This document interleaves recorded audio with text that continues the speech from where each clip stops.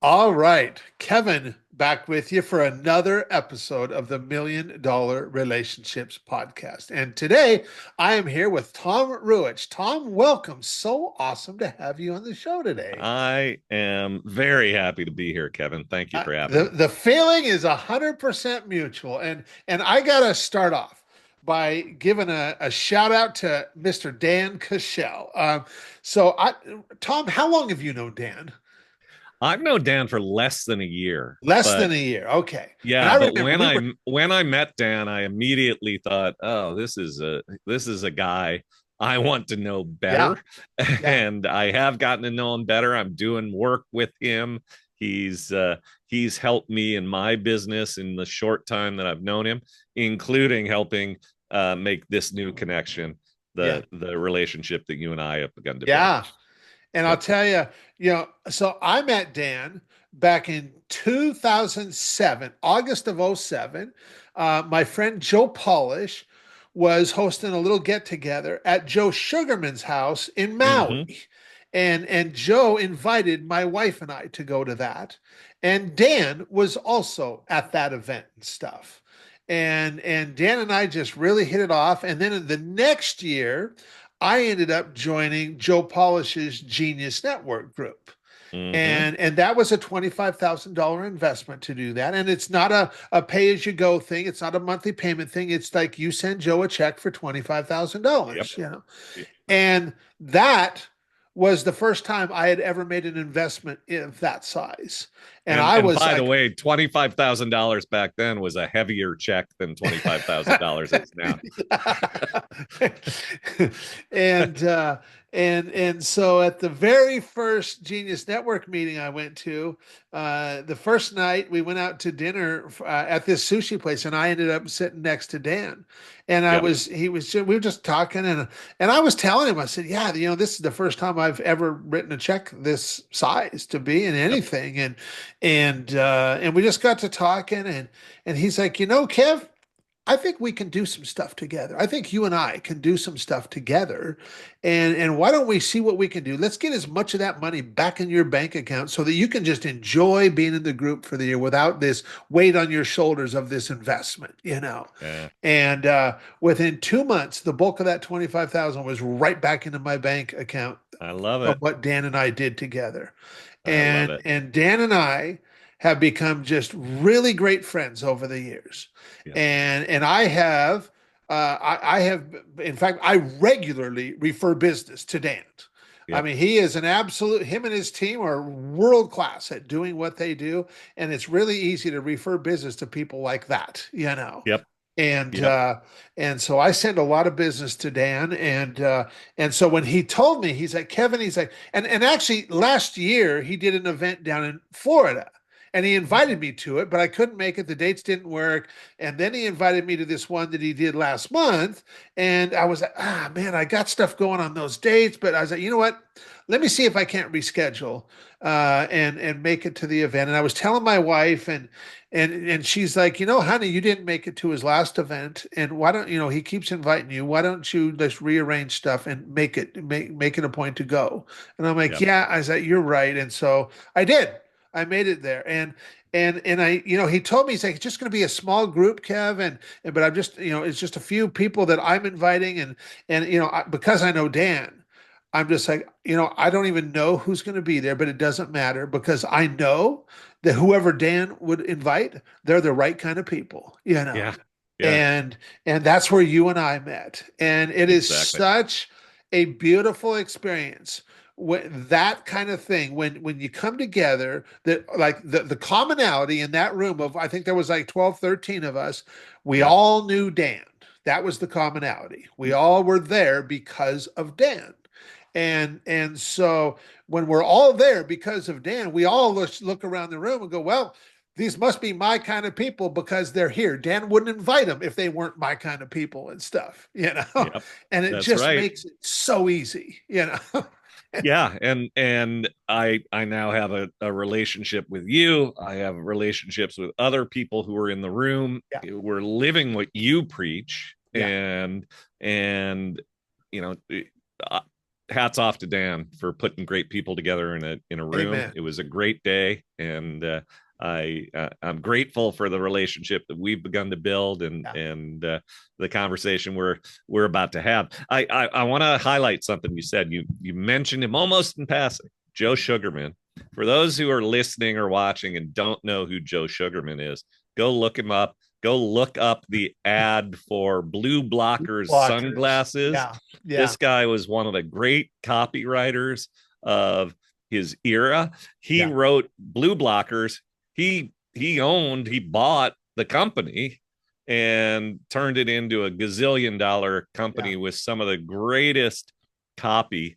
I've written about Joe and that ad, and I'll share that with you, Kevin. If I can dig it up, I'll find it. Okay. Maybe we put it in the show notes or something. But I am a big Joe Sugarman fan, so I love that he's part of that. Your origin story with Dan Kushel. Yeah, that was a really great event. And in fact, I've got this photo that was taken on Joe's back porch. His home was right on the water in Maui and stuff. Beautiful place. And I've got a picture of my wife and I. We were much younger then. We looked really great in that picture. Funny how that works. My wife. Funny how that works. My wife is still hot, but man, she was really hot in that picture. Well, I suppose we ought to shift gears here. So what I want to do is I want to start by just turning it over to you, Tom. So you can I want to set a little context for our listeners and let them know more about you. So let's talk about, what do you do through your business? Who do you serve? What inspires you most? Maybe even a little bit of background story of how you got into doing the work that you do. Sure. So my name is Tom Ruwitch. I'm in St. Louis, Missouri, and I run two companies. I run one called Story Power Marketing, another called Implementum. And in the end, it's all about helping business leaders who are packaging their expertise for sale to stand out, be the one to hire, the human to hire in their niche, and to get that done with less headache and hassle and stumbling over tech. So I'm going to give a little background story. I'm a storyteller. So let me give you a little background story to bring this all home. Back in 2001, I founded an email service provider company called MarketVolt, email service provider software to create, deliver, track email campaigns, similar to, say, MailChimp, Constant Contact. Okay. 2001 was super early in the game before most people had heard of email marketing, much less tried it. So we had a lot of people who came to us and were like, software to create and deliver and track emails, to send a bunch of emails to a bunch of people. That sounds neat. Yeah, we'll do it. Sell us a list. And we'd say, give us a list of people to send. We're not gonna sell you a list. You're gonna build a list. And again, think about this. This is 2001, and these terms, build a list and things like that, commonplace now. But we're talking about building a list in 2001, and people are like, build a list? What are you talking about? And so all of a sudden we decided that we didn't want to be just a pure software company. Pardon me. That we wanted to build an agency around the software. The software was in the center of it, but we began to help our clients build lists, create websites, landing pages, lead magnets, all these things that are common fare now in marketing parlance. Pretty new, brand new, really, in many ways, at least for the clients we were working with in the early 2000s. And we did that for 19 years, and we gathered lots and lots of intelligence and data about marketing, what works, what frustrates business people. And the thing we saw was that when things aren't going so well with marketing and content marketing, that business people are very prone to first chase the shiny tech squirrel. I need a fancier machine. I need better software. I want it to do more. Or they just chase the shiny tactic. Teach me a fancier funnel, a newer trick, more bells and whistles, and so on and so forth. Or they chase the shiny tactician. We need a somebody who is gonna, turn the knobs and levers and buttons and so forth, who's fancier and more well-known, and so on and so forth. What most business people, and this is true today, by the way, who were struggling with their marketing are slow to do is look in the mirror and think, well, maybe it's the message, maybe it's the content that I'm putting out there that's the problem. And that's especially true for people who package their expertise for sale, the coaches, consultants, professional service providers. And the reason that's hard for them is they get paid for what they know. And so they think that, well, if I just dish out a little bit of what I know, here's the difference between a Roth IRA and a traditional IRA, or the business coach who says, here are some tips about delegation. If I dish out stuff I know, people will fall at my feet and hire me. And that's not how it works. It's not how it works at all. You have to make your content informative, yes, but it also has to be captivating, entertaining, story powered. And so we were spending more and more time as the years went on helping our clients with content. And by the time I sold the software side of the business in 2019, that's really what I was passionate about doing, helping my clients turn their content from prospect repelling and boring, to captivating and client attracting and profitable, and turn the process from frustrating, writer's block, stuck, to fun, fulfilling, profitable, comfortable. Yeah. And so when I sold the software company, I started Story Power Marketing on that promise: transform the process, transform the content. Then a funny thing happened on the way to profitability. When I sold the software company, I thought, I'm through with marketing automation software. That business, great for 19 years, had a happy exit, all is good, but I'm glad that's behind me. Okay. And the reason I was glad it was behind me in retrospect is that I was responsible for building the software. I was the CEO of this company. And my life had become this: meeting with developers and saying, I want the software to do this, this, this, this, this, this, this, and this. And the developers coming back and saying, oh, those are great ideas, Tom. We'll give you this in about 10 months. Saying, this isn't fun anymore. But what happened, I was working with all of my clients on creating better content, which they were doing. They were drafting better emails. They were building better presentation decks. They might even have recorded the video for the webinar that they were doing, but they weren't implementing any of it because their tech was getting in the way. Yeah. They might have a website builder over here and an email system over there and a calendar system over there, and and they were stumbling over the tech. So in 2021, I launched Implementum, which is a marketing automation technology platform. Okay. And we're licensing and white labeling and customizing somebody else's tech. I don't have to meet with the developers. The developers are kicking, getting all sorts of great features out the door. Yep. I don't have to worry about that.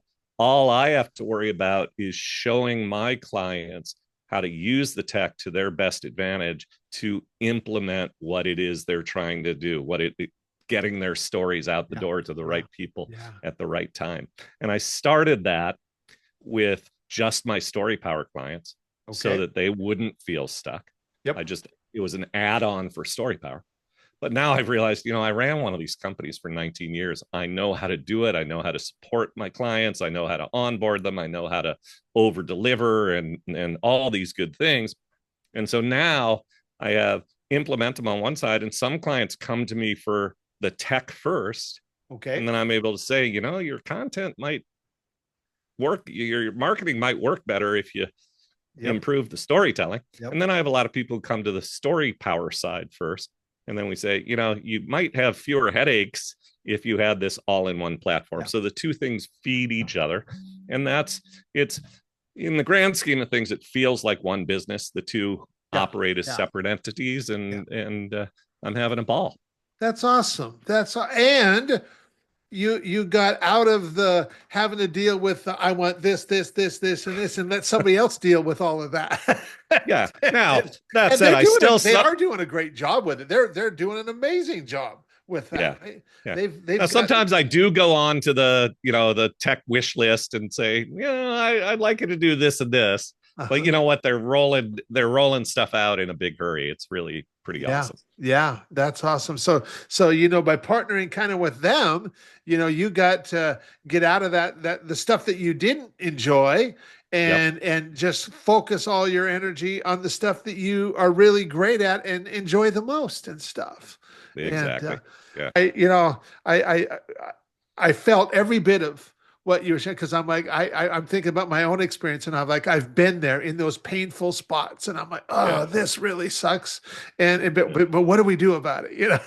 And so, and I mean, I'm sure every entrepreneur has been there. Yeah. Some of them might be there right now in that really painful spot, trying to figure out how do I deal with this. Yeah, there are still so many entrepreneurs I meet on the content side who are staring at the blank screen Yeah, thinking, what now? and yeah, and the whole thing about it is that so many people think that content creation and creating story powered, captivating emails, social posts, video scripts, whatever, is some kind of magical art. Being creative is some act of magic. They hope that the muse strikes, they hope the wealth starts flowing, but it's not that at all. We were talking about Joe Sugarman, same generation, maybe a little older, Eugene Schwartz, yeah, maybe the greatest copywriter of 20th century, wrote Breakthrough Advertising, a yeah, Bible for copywriters. And Eugene Schwartz never suffered from writer's block. yeah, It yeah. never. And there's a quote of his that I love: content is not written, or copy is not written, copy is assembled. And I Ah, love that idea, mhm. because really what he's saying is, if you gather the pieces, if you collect the building blocks, then you can assemble those building blocks in familiar structures. The mystery is not, how do I structure an email, or how do I structure a webinar deck. The mystery is, what ideas do I put out there, and how do I put them out there creatively? Yeah, And what we're teaching and doing is how to gather the building blocks, yeah, which anybody can do if they understand the methodology. And once you have the building blocks, creating emails on a regular basis, creating presentations on a regular basis is an act of assembly. It's craft, it's not magic. yeah. And Wow. and that's such a relief for people Yeah, when they break through and get to the point where they get it and they're able to do it. And that's yeah, that's what gets me out of bed in the morning, though, that breakthrough, that sense of, yeah, oh, this is so hard, yeah. to, oh, I can do this. Yes. And when I do it, my business is actually going to grow predictably. Yeah, That's what I love. yeah. Yeah. That is awesome. That is awesome. Okay, so now that we've got a little bit of context set here, Yeah. um, I'm going to switch gears just slightly, and I'm gonna reiterate the question around relationships for the benefit of our listeners. So, Tom, have you ever been introduced to a person or persons who completely changed the course of your life or your business, so much so that much of what you have today would not be possible if not for this person or persons? And Tom, I'm just really excited to hear your story and your experience around this topic of relationships. Yeah. Yeah. Kevin, I love the question, and a little behind the scenes stuff for people who are listening or watching. Kevin shares that question with us before, so he doesn't hit us with that question cold. That's I've right. been thinking about this question for for a week, Uh, 2 weeks, and I love the question. And when it came to, is there this one person, call me, sentimental or cliched or whatever, but I kept going back to my wife. And it wasn't so much meeting my wife. I met my wife when she was 13 years old, and I was too dumb to have my life transformed in any meaningful way at that point. But I think any I 13-year-old would be. yeah, I reunited with my wife when I was in my mid 20s. And a little background and context: my father was diagnosed with stage 4 colon cancer when I was 24 years old, and he died on my 25th birthday. And it was roughly a year after that Melissa and I had become reacquainted we'd grown up together in St. Louis. She was a couple of years behind me at the same high school. We ended up together in Washington, D.C., and began to date. And I wouldn't say that it was an explosive epiphany at the time, but in retrospect, I look back on it, and I was in a dark time, lonely, frightened, um, um, gritting my teeth. Everything was competition. I wasn't laughing enough. And all of those things, find joy in every day. Every confrontation or every interaction is not competition. Don't take yourself so seriously. These are sort of fundamental guiding ideas that I may have found my way to and grown into. I may have grown out of the teeth gritting and the darkness and so forth. But I don't know, maybe not without Melissa. And I published a book last week called Story Power Marketing. Okay. And same name as the business. And the feedback I keep getting on the book is, I love the book. I love the content. It's great. I'm learning a lot. Thanks, Tom. But the thing I really loved was the dedication. And I want to share the dedication because it's okay. She's the one. Perfect. So I wrote, I wake every morning grateful because Melissa Early Ruwitch married me and has stuck with me for 30 years and counting. As I continue this wacky journey from cradle to grave, I gaze at many stars to guide and inspire me. Melissa shines brightest and best. I couldn't create all I do without her. So I believe that. And she's probably the only person who, if you pulled out that one block, the Jenga tower would probably, collapse. Yeah. So, yeah. Wow.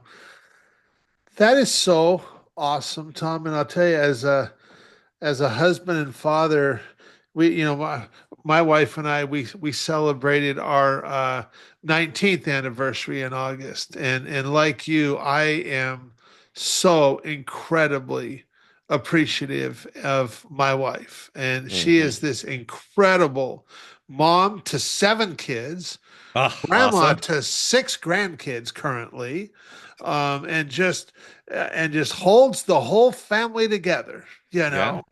and I couldn't do what I do if not for her doing what she does, Yeah. and she, through the highs and lows, has been just supportive of me the whole dang way. And there's, it's, when we just seeing you so appreciative of your wife that way. And as I could just feel every bit of that as you were reading that. And it's really cool to see that. It's really cool to see that. And of all the people that I've interviewed for the podcast, so a couple of guys have mentioned their wives and stuff, but most people talk about business stuff, but a couple of people have mentioned their wives. But I always love it when I have somebody on the show that just honors their wife the way that you just did and stuff, and so I also know, because we were talking before we hit the record button, that you've got some other, we'll call the Jenga wall. Right. You got some other folks in that Jenga wall too and stuff.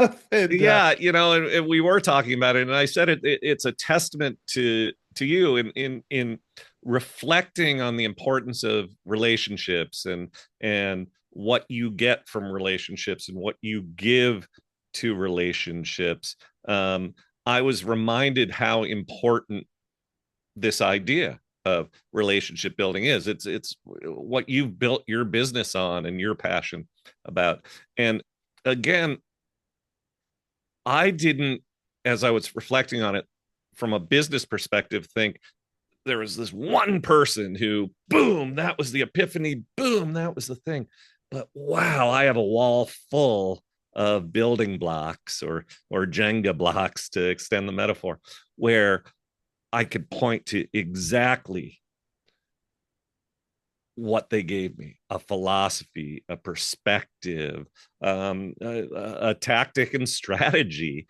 And there are so many of them. And the fact that there are so many, as opposed to just one who kind of came out of nowhere and was an explosive force, just reinforces what you're all about, Kevin. Reinforces the importance of, you know, gather as many of these relationships as possible. Yeah. And the foundation will just get stronger and stronger and stronger. And these things give to you and you give to them, and it's just powerful. And I mentioned the book again to you, that in the acknowledgments, I'm not sure I could have answered your question in this way, except for the fact that a few months ago, before this book went to the publisher, I went through this process of thinking, what made this? How was I able to write this book? And I'll just share. I want to put on tape or digital recording some of these names. Okay. This is from the acknowledgments in my book. Special thanks to Dixie Gillespie. She challenges and encourages and inspires me to show up as I am and lead with heart. I meet with her every week, twice. She's my one-on-one mastermind partner. We have a 2-person mastermind group. Okay. Several business people. Daniel Levis, a great marketing coach, reminded me how impactful my expertise can be. Brian Kurtz introduced me to breakthrough advertising, which I mentioned earlier, and the concept of your list or your following being an online family. I love that concept, and thank Brian Kurtz for that. Ted Padromo, a LinkedIn and social media expert who inspires me every day with his authenticity, kindness, and brilliance. Vance Morris, who burned in my brain. Hold on. Okay. He burned in my brain this that sits on my bulletin board. I love that. You won't profit unless you implement. Yep. I'm not sure I would have named my software company Implementum, mushing together implement and momentum, if not for Vance Morris and that phrase that he repeats over and over and over again. Michael Delon, who consistently demonstrates how to build business relationships by giving. He's a guy you should meet, Kevin, if you haven't. Dave D. He was among the very first direct response marketing guys who remains a trusted guide for me today. I have an accountability group: Kim Krause-Schwalm, Candice Lazar, Sunny Tran. They were indispensable in holding me accountable to get the book written. My friend in St. Louis, a guy named Adam Kreitman, he wrote infotaining daily emails before I did and inspired me to write more and better. RJ Redden, who has helped me embrace AI and get the most of them. And this is an important point about AI, while exploring ways to show up as a human with heart. Wow. With heart, soul, and a sense of humor. And then my mom, my brother, my grandparents, my family, my twins, Maddie and Jake. So many blocks, but those business relationships. I loved the exercise of writing that acknowledgement and then reflecting on it. By your question sparked it all, and it's a series of building blocks, a foundation. Yeah. That is just beautiful, Tom, and what a testament to the power of relationships. And I have long, said that, as entrepreneurs, relationships are one of our most valuable assets, if not the most valuable asset. And you just seeing what you just shared, and I mean, all these people in your life that have been just instrumental to getting you where you are right now, and there will be more people as we continue on. Yeah. And nothing happens in a vacuum. We don't do anything on our own. I mean, I see these people talk about I was self-made. No, you weren't. No There was one is people that self-made. impacted you. And Yeah. so, Yeah. and it's okay to give them kudos. It's okay to be appreciative of them. It's okay to honor those relationships. And I'll tell you what I have found over the years is, no matter how successful somebody is, no matter how big of a business they have, no matter how great things look from the outside looking in, there is not a person on the face of this earth that gets too much appreciation.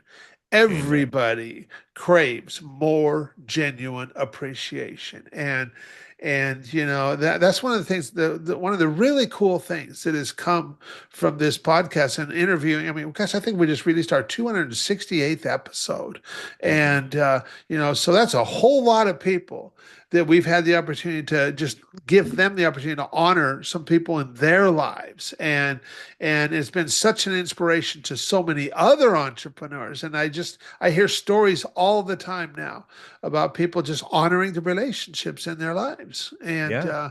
I love giving a platform for people like yourself to do that, Tom. And so for anybody that's listening to this right now going, man, Kev, I really like this guy, Tom. I love the way he shows up. And some of the stuff he shares got me thinking, like, maybe I should even talk to him and get to know. He might be able to help us out.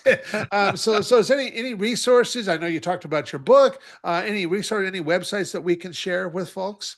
Yeah. Well, first, speaking of the book, um, I will set up a special gift, and the address to go to is going to be yourgiftfromtom.com, Okay. yourgiftfromtom.com/Kevin. Okay. You'll put it in the show notes, I'm I sure. will. I will. And Yeah. and that'll be a place where you can get a free copy of the book. Perfect. So yourgiftfromtom.com/Kevin, you can go and get a free book. But more broadly, go check out Okay. storypowermarketing.com. And storypowermarketing.com is where you'll get all the stuff you need to get about how to transform your content, how to transform the content creation process. You can sign up for my never boring emails. I love it. You I can love get it.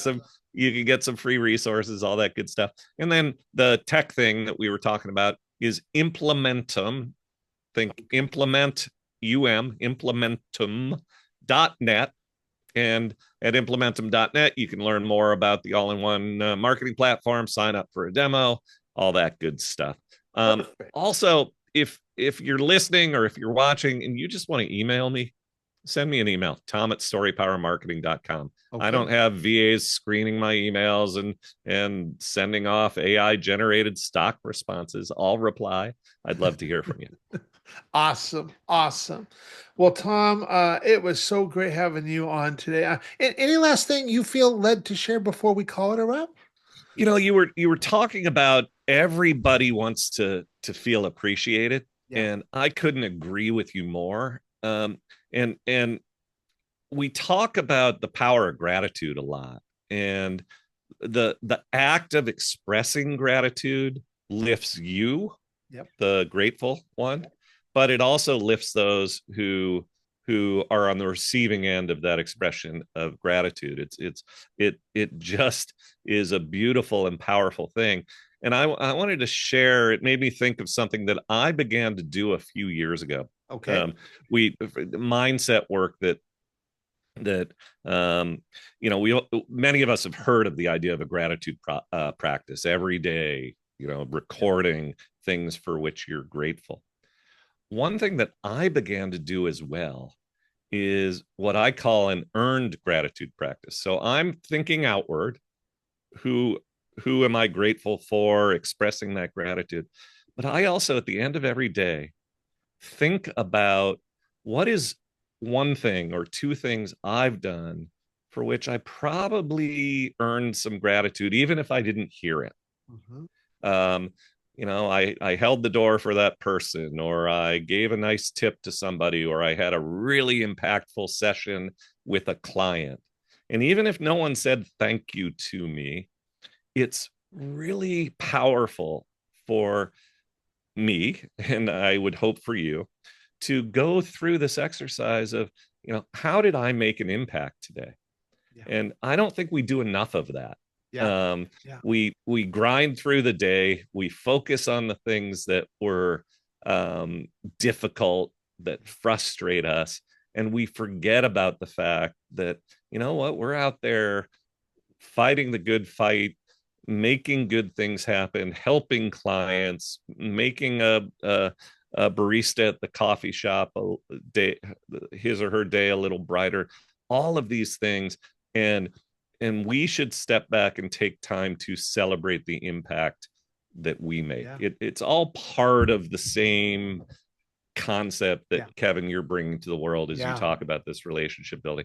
And as I was saying all of this, I was thinking, this is something my wife models. So thanks, Melissa. That is awesome. That is awesome.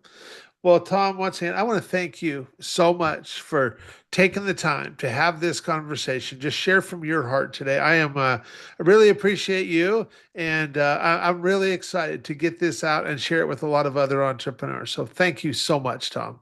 Kevin, thank you. You bet.